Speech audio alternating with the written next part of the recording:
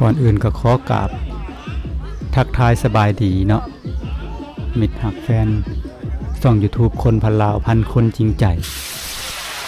สุหม่องสุดอนสุบอนสุแจต่างเมืองต่างแข่งต่างประเทศต่างโลกก็ดีเนาะที่เขามาหับฟังหับชมส่องคนพันลาวก็ขอกราบขอบพระคุณงามๆเนาะที่นี่มื้อนี้ผู้ข่าคนพันลาวพันคนจริงใจจะได้มาถ่ายบรรยากาศเนาะบนบังไฟบ้านตาลถึงก็มาทุกปีเนาะบ่ได้พลาดจากปีเนาะบ้านไกลเกินเคียงเนาะมาเลาะเก็บบรรยากาศความม่วนซื่นงานประเพณีประจำปีบุญบังไฟบุญใหญ่คันบ่มาก็ยันข้าวต้มขนมเพิ่นบ่เบิดรายก็ยันเพิ่นได้เฮ็ดใหม่นั่นซะพี่ตกบ่เว้าหลายใจห่างเนาะเฮามาเบิ่งบังไฟเนาะนี่ก็เป็นบังไฟขนาดเล็กเนาะขนาด1.5ความยาวก็สิประมาณ30เซนเนาะที่ขาเดียวเบิ่งเนาะที่บ่เกินนี้เนาะรางวัลเพิ่นก็สิมีอยู่ประมาณ2ล้านกีบสมัครก็แสนกีบสิประมาณนี้การจับเวลาเพิ่นการให้คะแนนเพิ่นก็คือจับเวลาเป็นกระเล็ดเมฆลงมาก็เอาปลายไม้อยู่ที่ดินนี่เป็นเกณฑ์วัดตกไปหรือตกสะมื้อนี้อากาศก็ครึ้มเนาะบางเทื่อแดดบางเทื่อครึ้มมากอ่ะการจุดบังไฟก็บ่ค่อยสะดวกเนาะบ่ค่อยสะดวกปานใดเพราะว่าขึ้นไปแล้วก็เมฆบังเนาะทางกรรมการเพิ่นก็พยายามเนาะจับตาอย่างดีบังไฟเข้ามาแข่งมื้อนี้ก็สิหลายเนาะประมาณ5-60บัง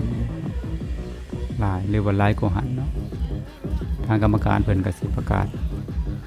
จุดอีกมื้อหนึ่งต่อไปก็มีเนาะบังไฟบ่เปิดหรือว่ามันอากาศบ่ดีบ่เต็มใจการถ่ายภาพภายในกันมีอุปสรรคเล็กน้อยเนาะว่ามันจะบ่ชัดปานใด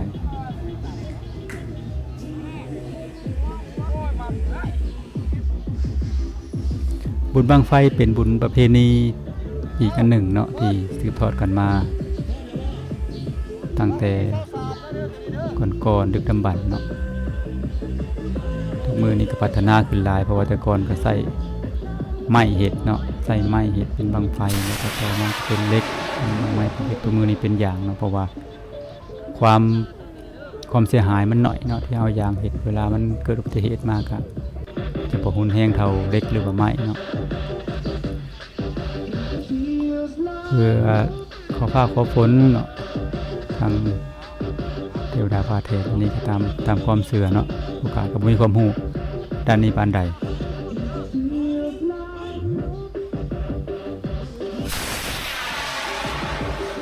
ก็มาเบิ่งก็ได้แต่เบิ่งเนาะเบิ่งความสนุกสนานเบิ่งความเฮฮาความม่วนชื่นเบิกบานสำราญใจไปเรื่อยๆเนาะก็บ่ได้คิดเกี่ยวกับประเพณีที่มาที่ไปเนาะก็บ่ได้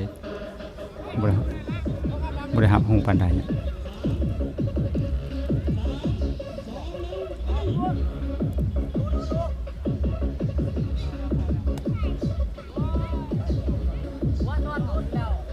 บรรยากาศกระทงนากว้างสุดลูกหูลูกตา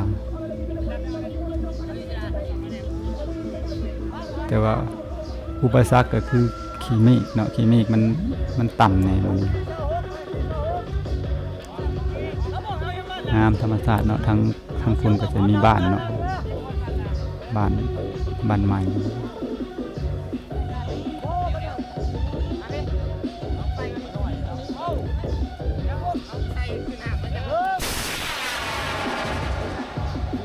บังไฟก็บ่ฮู้ดอกว่าเพิ่นมา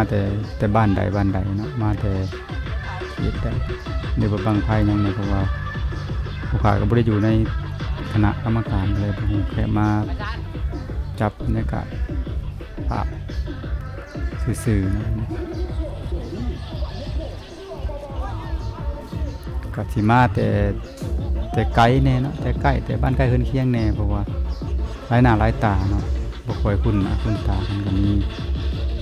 บางคนก็มาก็เคยเห็นก็ทักทายกันเนาะ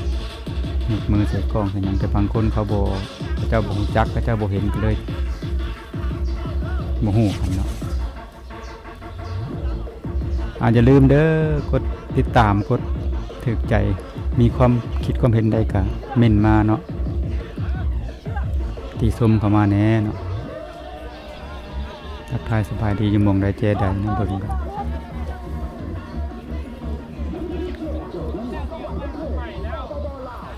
ช่องผู้ค้าก็ช่องเล็กๆเนาะยังบ่ได้เติบโตยังบ่ได้กว้างไกลเนาะยังบ่ได้ฮู้จักทั่วหลายก็เลยบ่มีไผเนาะสิฮู้จักช่องเนาะก็ขอฝากแฟนๆเนาะมิตรฮักกดติดตามกดไลค์กดแชร์เนาะเป็นกำลังใจ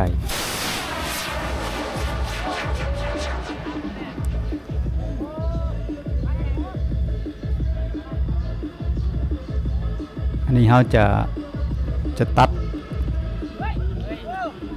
โยๆให้พ่อแม่พี่น้องเบิ่งเนาะบังไฟเนาะจะบ่ได้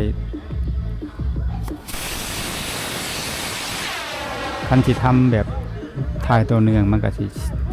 เป็นการยืดยาวเนาะอันนี้จะตัดมาเฉพาะบังไฟขึ้นปืดขึ้นก็มีบังขึ้นแน่บังบ่ขึ้นแน่เนาะบังเพิ่นสนวนเพิ่นบ่ดีเพิ่นก็บ่ขึ้นเนาะก็เปลี่ยนขนวนใหม่ก็จุดใหม่นั่นจ้ะ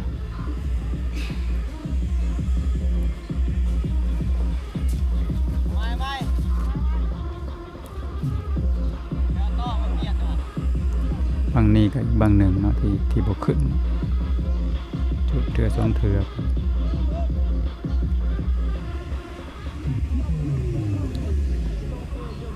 บางคนหลังจากเบิ่งคลิปเลยก็ถามนะว่าอ้ายบังไฟไสชนะบังไฟโอ้ยอันนี้บ่ได้อยู่ปานนั้นเนาะแค่มาถ่ายแบบรวมแล้วก็กลับเนาะ